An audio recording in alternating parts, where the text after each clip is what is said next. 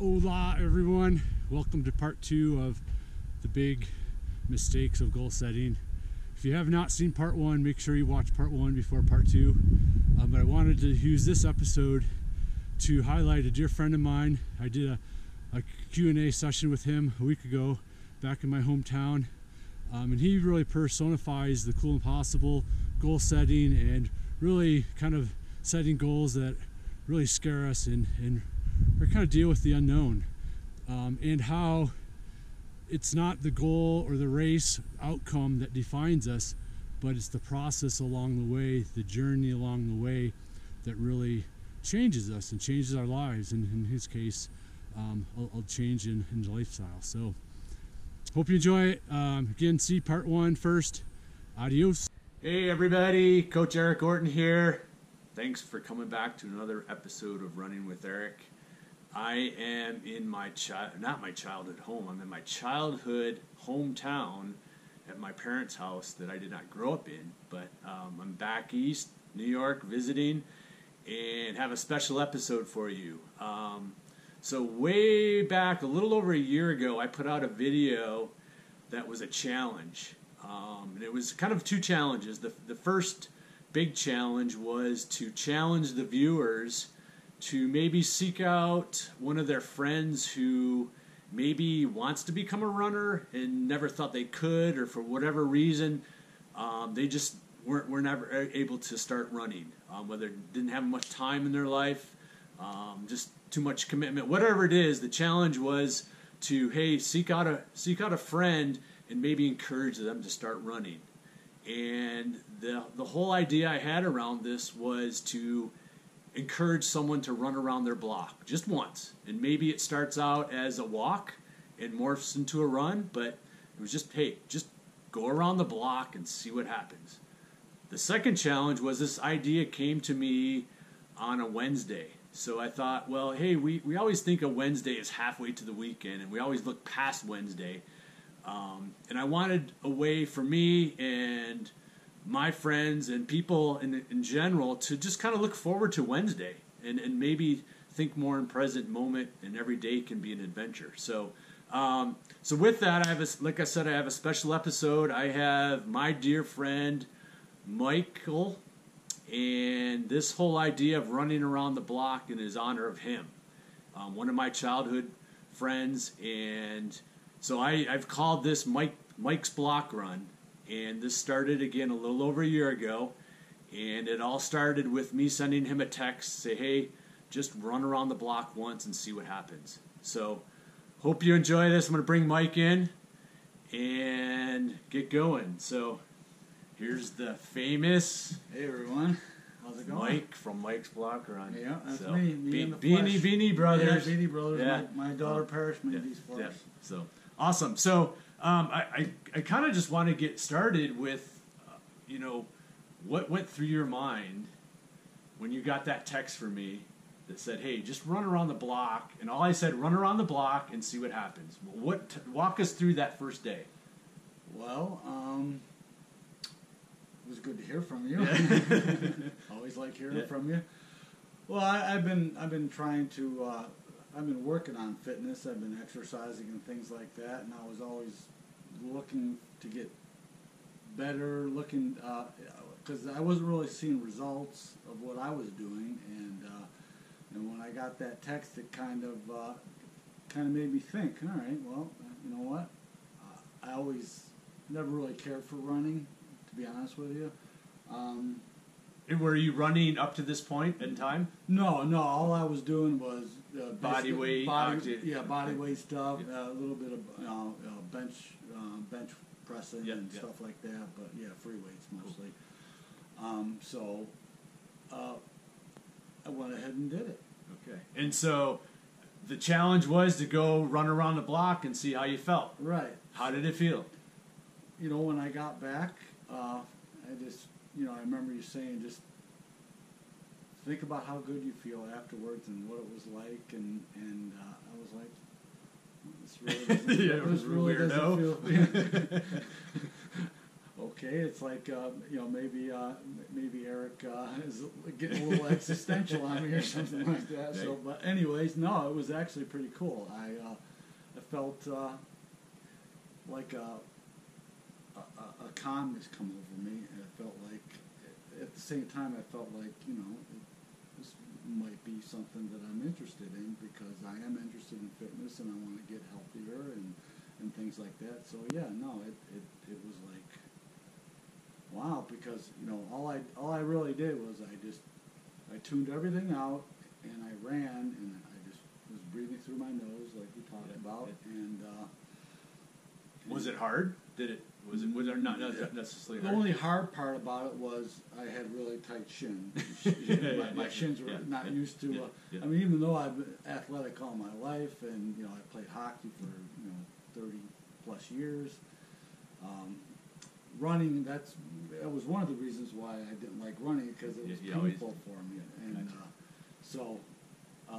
but then you turned me on to some things to help that out, and so one block turned into 2 blocks, turned into several times around the block. What can you remember that, other than remembering that first run, can you remember the next run? Not the next run, but that one run where everything started to click. Yeah, I think I texted you thinking that I found my stride when I really didn't. The stride felt really good, and it felt like the cadence was I thought was really good, and I thought my form was pretty good. But as we found out with my hips and my glutes, that I wasn't really engaging them very well. But I felt and that was probably when I was getting into the 2-3 mile range. Which didn't take very long. Because. It just didn't. All right, so fast forward a little bit during this first part. Tell us again about maybe your home life and with the girls, and kind of what the challenges you have day to day, and what maybe like a normal day is for you, trying to get your running in. Oh yeah, that's mornings. I'm a single dad. I have 4 girls. 2 of them live at home with me. Getting them up in the morning, getting them fed, breakfast, onto the bus, making sure they have everything they need and stuff. So my mornings were, unless I got up at 4:30, but they were at the time they were still young. I didn't, I couldn't just like leave the house and run away and just go run. But I do have Michelle in the house, so that helps. But for me, and then having to pick them up and get them home at a certain time and you hold other job. Then I got to make the meals for them. I got to make sure they get their homework done. The older of the 2 that are at home she's a handful. She's got some issues, more than most normal kids do. So she's kind of a handful, and she can be hard to deal with at times. And the fact that they didn't have their mom at home, they were, mentally they weren't in a very good place, so they kind of, when I was gone, it was not, they're really attached to me, and I'm attached to them. So, it was, but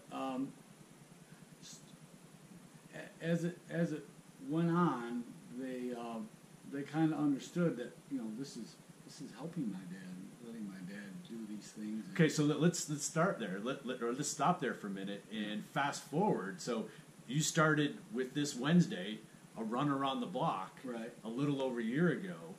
Going with what you're talking about right now, what are you doing in 3 weeks? In 3 weeks? What race are you going to do? Oh, in 3 I'm doing a 50-mile marathon. And a winter marathon. In the winter, yes, in Buffalo. In Buffalo, New York. Not the easiest place to run in the wintertime. Okay, so now that everybody knows that you've gone from From one time around the block to 50 miles. Okay. How has that changed Dad? How has that changed the family life? Well, what does the family think of Dad now? And I know you have a bigger family that's very close. What's Mom and Dad think, and everybody? What do they say about Mike? Well, they think I'm a little crazy, but they're happy for me. My mom especially, she always worries about me running in the cold or slipping and falling, or I got to run at night, so a lot of my runs I would take on kind of old country roads, but the speed limit's 55, and sometimes people don't, so anyways, that's kind of dangerous, so I kind of stopped doing that for her. But my kids, they've come to accept it, and they see it as something that's help. I think they do. It seems like that it's helping me, and it's helping us, our relationship, and how I treat them, and at the same time, I'm trying to set an example for them, because kids nowadays are always staring at a screen, and they don't get out like we used to when we were kids. We got out in the morning. So what's the hardest part about all of this? It's holding myself back. Yeah. That's the hardest part for me is holding back, because I could probably do it every day, and holding myself back from my body, and holding myself back because I also want to spend time with my kids. You're finding that balance. Finding the balance, exactly. So, but it's been a life-altering experience. And with that, what's it like to have people from Australia, that's Canada, another thing. Yeah, the UK, Mexico, that are doing Mike's block run, and now are seeing you as an inspiration, and collaborating and talking with all these people around the world? Well, as I was joking about earlier today with you, I probably need an agent. No, it's really cool. I've met some really. I haven't met them, all of them. I met a couple of them, but just talking to them on the phone and And you actually traveled to Toronto to run with. That was right. That was awesome. Meredith, she was one of the first followers, and we just kind of had a rapport, and I always threatened her that I'd come out to Toronto because it's only an hour and a half away, and she was really cool. She was very accepting of it, and so I drove up there one morning, and we went and did her block. Nice, so, nice. Yeah, it wasn't on a Wednesday, but it's still a block run. Yeah, exactly. And I'm just the support I get from a true runner. I'm not a true runner yet. I wouldn't say. Yeah. That's another video. Anyways, they've been very supportive, and they've helped me, and they've kind of boosted me, and get a little shot of ego, and that's really cool. So you say, hey, you're not a true runner, but you've gone from running around the block to bypassing the marathon, the usual marathon, and jumping right to 50 miles. Right. What's going through your head? What you, as we're getting closer to the race, and normally it's not my style to do something like this prior to a race. Yeah. Because maybe you just don't talk about what you're going to do without having done it first. It's like not wearing a T-shirt until you've done it. Right. But having been here, I wanted to do this. But I also think it's important that the race really is not important. No, it's no. What we've just all talked about leading up to this, and it's the lifestyle that you're promoting for yourself, for your girls, for your family, for anybody that's willing to listen. Right. And it's that journey that you've gone along. Right. I mean, I would still do this if I never got a like or a love or a comment or anything. But I truly appreciate it. Everybody's. But the race to me is ever since I was a little kid, I always wanted to do things outdoors, hike, camp, mountaineer, and those kind of things. And this is just, to me, running through mountains and trails and and snow and all the hardships and the anguish that come with it, they make who you are, and they help you find yourself. Right. Yeah. Right. And so that's a great point. Is that there's lots going to go on during the race as we've talked. Right. And I think what's important to maybe have the viewers hear is that a lot of times when we're doing something like this for the first time, we start getting nervous or worrying about what might happen, or all our thoughts go to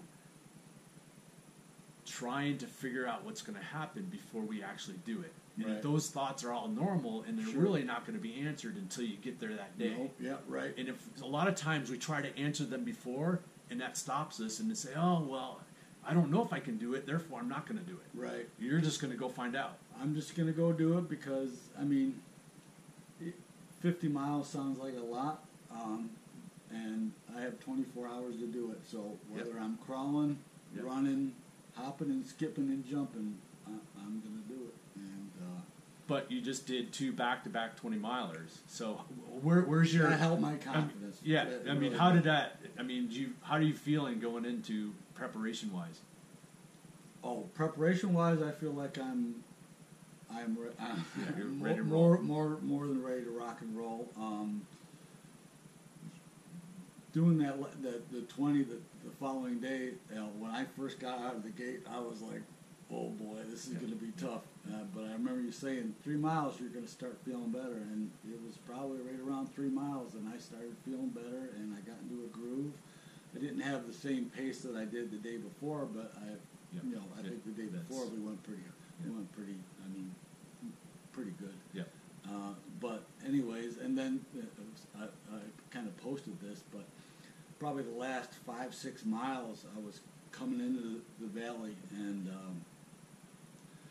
something just came over me, and I started like chanting and singing like I was in an Indian a powwow. I've been to a couple of them as a kid, and I just was like, and it was like, and then my eyes started welling up in tears, and I was like, tears were rolling down my face, and I was like, it was one of the happiest. It was happy and sad. It was, not like sad, like I don't, and I'm not sure what was really going through my mind, but it was like, I could picture myself crossing the finish line and doing this race. Well, and I think that's the key, is that I've experienced that before, and I think I know other had, it comes from us actually visualizing and seeing ourselves being successful. Right. That creates that emotion. And I think you finished the race that day. Right, yeah. And now you just have to kind of go through it. Right. And I think that's so awesome. So, I'm stoked. I'm definitely stoked. Yeah, awesome. So stay tuned for Mike's Beast of Burden race. And I think what I want to end with, and what I think is most important, is a lot of times, whether it's triathlons or long-distance running, ultra running, it kind of gets put on a pedestal. It's like, oh, you got to run 50 miles or 100 miles or do the Ironman, and nothing else is worthy. And that's not this message at all. No. This is a race that he chose to do for a lot of reasons, and it has nothing to do with the distance. It has everything to do with the journey that really shaped a cool experience for him. So I'm going to send a challenge back to you guys again. Hey, use Mike's block run and maybe to help support someone else just to start running, and that's the most important thing. So I'll come run with you. Yeah, there you go. Maybe we'll go on tour. So, yeah. Awesome. So hey, man. Yeah. I won't say, what did our English teacher used to say? Luck does you nothing. just go out and do it. Yeah. 30-mile warm up. Right. 20-mile race. You know you can do 20 miles. So awesome. 20. All right. Thanks everybody. Over and out. Peace. And peace out. See ya.